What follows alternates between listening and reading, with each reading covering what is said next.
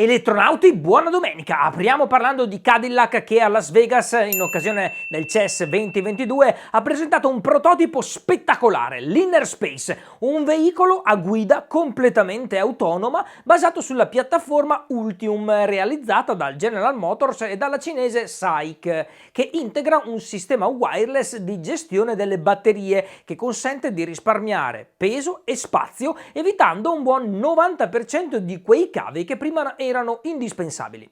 Se esternamente possiamo notare delle somiglianze con un'altra leggendaria Dream Car di Cadillac, la Sienne nel 2002, l'abitacolo è completamente riprogettato e anzi non ha praticamente nulla della classica plancia, si concentra invece sui due passeggeri che vengono trasportati da questo veicolo che, pensate un po', si guida da sé. Di fronte all'enorme divano scorrevole che è orientabile verso l'esterno, infatti non troviamo volante o pedali, ma una vera e propria zona living, dotata di cuscini supplementari in cui gli occupanti possono allungare le gambe e guardare l'enorme schermo curvo che prende il posto del parabrezza, oppure ammirare l'esterno tramite le ampie superfici vetrate dei finestrini laterali e del tetto, che, come si può osservare da questa immagine, si apre al pari delle portiere per agevolare l'accesso e l'uscita ai passeggeri. Praticamente è come se fosse il salotto di una villa e pensate, il lusso si avverte anche nel bagagliaio piatto e molto profondo, rifinito addirittura come se fosse il deck di un motoscafo. Trattandosi di Cadillac, che è il brand di lusso di General Motors, è facile pensare che l'Inner Space sia il tentativo di lanciare un veicolo a guida autonoma per uso privato il prima possibile. Voci infatti parlano del 2025, partendo appunto con un super top di gamma, per poi proporre questo tipo di tecnologia anche alle altre controllate di General Motors come Buick e Chevrolet. Ma a quanto pare per ora la guida autonoma è ancora oggetto di critiche e forti controversie. Ultimamente infatti Dawn Project, l'organizzazione per la sicurezza dei computer, si è scagliata amaramente contro Tesla, rea di aver progettato una versione beta del suo full self-drive ancora poco affidabile, ma soprattutto di aver affidato dei veicoli con questo sperimentale aiuto alla guida ad alcuni utenti che, sempre secondo Dawn Project, metterebbero a repentaglio la vita loro e degli altri automobilisti per testarne l'affidabilità. Insomma, Elon Musk e Tesla Motors non sono molto contenti, ma i dati raccolti da Dawn Project non sono incoraggianti, visto che dai suoi studi è emerso, tra le altre cose, che ogni mezz'ora circa la beta del full self-driving incorrerebbe in un incidente se il conducente non intervenisse per evitarlo, e oltretutto ogni 8 minuti il full self-drive debba comunque essere controllato da un utente per non incorrere in altri problemi. La notizia ha avuto una risonanza a dir poco globale. Il New York Times diciamo che è stato utilizzato come mezzo per fare questa diffamazione, tra virgolette. Dawn Project ha pagato per mettere questa pubblicità a pagina intera sul New York Times il 16 gennaio. E insomma non è una cosa che si fa tutti i giorni, ecco, comprare una pagina intera del New York Times. E tra l'altro il messaggio in rosso recita: non essere un manichino per i crash test di Tesla. Benissimo. Già l'autopilot Tesla aveva causato non pochi problemi alla società quando nel 2019 una Model S non aveva frenato ad un semaforo rosso urtando un altro veicolo e causando la morte dei viaggiatori su quest'ultimo. In questo caso gli inquirenti avevano avanzato una denuncia per omicidio colposo nei confronti del conducente della Tesla, ma le indagini erano proseguite comunque anche nei confronti del dispositivo di guida semi-autonoma, che si era rivelato in quel caso inefficiente. È chiaro che questo tema vada a toccare aspetti etici e soprattutto legali piuttosto delicati, come la possibilità o meno di estendere la responsabilità anche alla stessa casa di Palo Alto, ed è altrettanto importante che la legge individui in futuro, chiaramente, i responsabili di un incidente, che può essere provocato anche forse da un malfunzionamento nei sistemi di guida autonoma, che comunque però non sembra possano avere piena diffusione, almeno finché non ci sarà una buona copertura del 5G.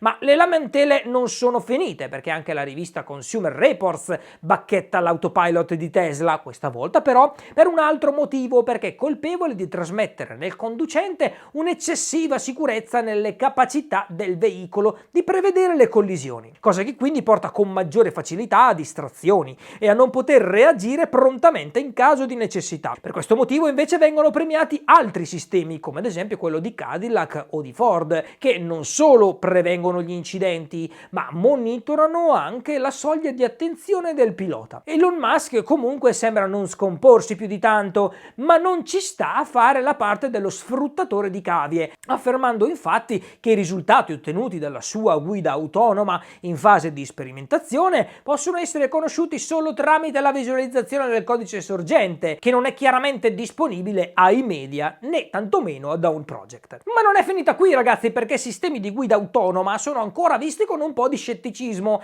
anche dopo quello che è successo qualche settimana fa, quando un hacker aveva preso il controllo di una ventina di veicoli Tesla, anche se fortunatamente era riuscito solo a gestire comandi secondari. E a proposito di hacker, quale migliore modo di proteggersi se non attraverso una VPN? Sì, perché è già una buonissima cosa escludere che il traffico del vostro computer possa essere intercettato da malintenzionati, e con NordVPN questo non potrà mai accadere, perché con questa app, o meglio questo servizio, sarà impossibile appunto intercettare i vostri dati. Ma come fa? Beh, genera una chiave di cifratura con la quale codifica tutti i vostri dati, ergo i vostri dati personali, le vostre preferenze di navigazione e anche le vostre password rimarranno sempre al sicuro. Ed oltre alla privacy ed alla sicurezza, utilizzando NordVPN è possibile anche abbattere le barriere geografiche, perché potrete scegliere di navigare da migliaia di città diverse sparse per tutto il mondo. Se scegliete di fare un abbonamento a NordVPN attraverso il mio link, troverete uno sconto del 70%. L'abbonamento di 2 anni costa infatti solo 3,15 € al mese, e oltretutto, solo utilizzando il mio link, avrete anche un mese completamente gratis. Il servizio lo potrete testare per 30 giorni e niente paura, è soddisfatti o rimborsati. E nel frattempo, anche se i problemi, tra virgolette, di autopilot fanno un po' paura, si continua a fare un gran parlare di Tesla. Una persona famosa aveva detto: beh, basta che se ne parli. Vabbè, nella Giga Texas è stato avvistato l'ormai famigerato Cybertruck, che continua a non essere acquistabile, o almeno non prima del prossimo anno. Possiamo comunque osservare che un po' è stato modificato. Troviamo infatti nuove sospensioni, sono stati aggiunti anche degli specchietti retrovisori, telecamere per la guida autonoma ed un nuovo parabrezza dotato anche di tergicristallo. E a questo punto non sembra proprio molto futuristico. O mi sbaglio? Ma a proposito di vetri, vi ricordate, vero, l'epic fail del vetro rotto durante la sua presentazione? Beh, Elon Musk ha pensato di lanciare una linea di abbigliamento che propone la rottura del vetro su t-shirt, felpe e cappellini, che ovviamente andrà a ruba. Ma lasciamo perdere Tesla per un attimo e parliamo di Lexus, che ha annunciato che nel giro di qualche anno tornerà alla super sportiva LFA, che ha irrimediabilmente conquistato il cuore di tutti gli amanti delle auto giapponesi. Quello che sappiamo per ora è che sarà completamente elettrica, quello che invece speriamo è che abbia le sembianze del prototipo chiamato Lexus Electrified Sport, con linee futuristiche ma comunque molto eleganti, proprio come una berlinetta con un cofano lungo, coda corta e un corpo ben distinguibile nei volumi. Insomma, si propone come un'alternativa giapponese alla Porsche Taycan e all'Audi RS e-tron GT.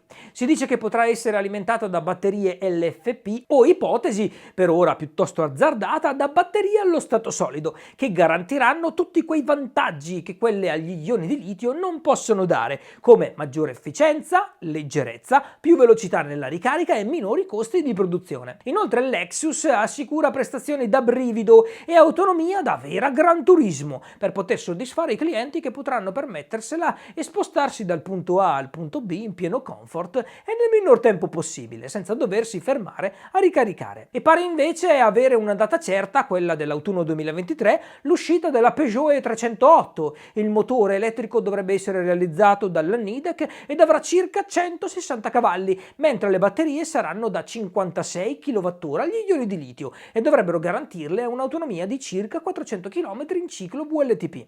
Con questo modello modello, che dovrebbe partire da circa 40.000 euro, l'azienda punta a occupare il 20% delle vendite dell'intera famiglia 308, che non so se lo sapete, ma è il modello che ha inaugurato il nuovo stile e il nuovo logo della casa. E sempre rimanendo in casa Peugeot, è stato liccato questo spettacolare render della 605, nato da un designer cileno che andrebbe a collocare il marchio francese in un segmento premium luxury che ora non sta occupando. Quello che è certo però è che entro il 2030 Peugeot vorrebbe avere a listino solo ed esclusivamente auto elettriche e tutti gli auguriamo ovviamente tanta fortuna. Passando oltre, in Svezia è stato avvistato ben camuffato un muletto di una Audi Q6 e-tron, che sarà una via di mezzo tra il Q4 e la e-tron, quindi dovrebbe avere grosso modo le dimensioni di un Q5. Se la fiancata e il posteriore sono in classico stile Audi, troviamo una novità nei fanali anteriori che ora sono sdoppiati, uno stile che abbiamo già visto in questi ultimi anni in vari SUV e crossover come il Cherokee, la Nissan Juke e la Hyundai Kona, con risultati estetici diciamo contrastanti. Che possa essere l'avvento di un nuovo family feeling?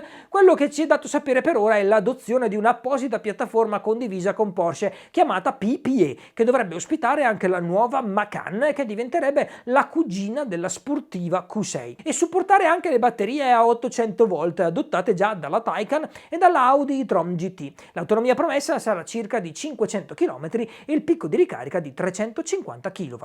E sempre restando all'interno del gruppo, Porsche ha migliorato il proprio infotainment, il Porsche Communication Manager, ora in versione 6.0, dotato di Spotify, di supporto wireless per Android Auto e di un nuovo algoritmo ottimizzato per pianificare la ricarica. E spero tanto che le novità non si fermino qui, perché io vorrei veramente tanto vedere anche l'app Netflix o almeno YouTube, così da poter passare qualche minuto divertendosi anche se in ricarica. Non so se la conformazione del display curvo di Porsche Taycan sarà super compatibile, ma mai dire mai. E dato che il motorsport sembra interessarvi, sappiate che Porsche ha stretto un accordo con la FIA per dotare la Formula E di una nuova safety car. Si tratta chiaramente della Taycan Turbo S da 761 cavalli, che per l'occasione è stata dotata di apposita livrea che racchiude tutti i colori delle scuderie partecipanti al campionato, dotata di roll bar, sedili e cinture sportive, di apposito sistema di comunicazioni e luci dedicate. Ha già debuttato nel Gran Premio inaugurale di Raya in Arabia Saudita ieri e l'altro ieri, e se la vorrete vedere dal vivo, oltre che in pista, sappiate che percorrerà le strade di Roma il 9 e il 10 aprile. L'inizio di questa stagione di Formula E, tra l'altro, è stato abbastanza deludente perché ha visto diversi avvicendamenti tra le scuderie, come l'abbandono di BMW e di Audi, che restano solamente come fornitrici di motori. E le brutte notizie non sono finite qui, anche perché Mercedes vuole mollare anche lei. Ha annunciato infatti che questa sarà la sua ultima stagione. E parliamo ora del trasporto commerciale su gomma con Volvo, che ha presentato una nuova generazione del VNR Full Electric, aumentandone di parecchio l'autonomia, che ora raggiunge, secondo i dati della casa madre, fino a 440 km in base alla dimensione del pacco batterie scelto, e adottando anche la Fast Charge, che garantisce l'80% dell'energia in un'ora per il modello a 4 batterie e 90 minuti invece per la versione con pacchetto da 6 batterie. La produzione dovrebbe iniziare in primavera e per il momento è destinata solo al mercato nordamericano. Ora sono 6 i modelli di camion full elettrici della Volvo e l'obiettivo dell'azienda svedese è quello di coprire almeno il 50% delle vendite dei mezzi pesanti con quelli alimentati a batteria. Come sappiamo, neppure a Palo Alto si sta con le mani in mano, ma le notizie confuse sul semi non ci fanno capire tra quanto il Supertruck Tesla entrerà veramente in produzione. Abbiamo visto qualche colonnina gigante, supercharger e qualche muletto qua e là,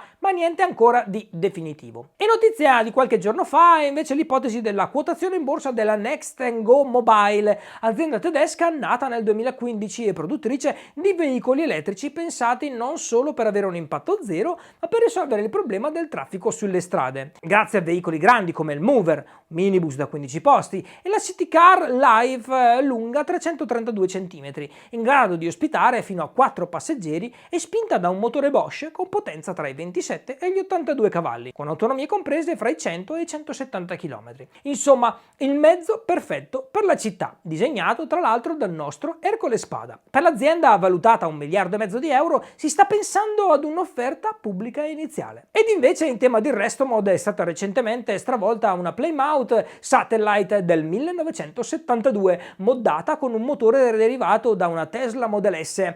Ma ragazzi, cos'è più pazzo secondo voi? Stravolgere un pezzo di storia per adattarlo ai giorni nostri o montare un motore elettrico su un'auto vecchia di 50 anni? Vi lascio una settimana per rispondere a queste domande. Buona domenica a tutti, ciao elettronauti!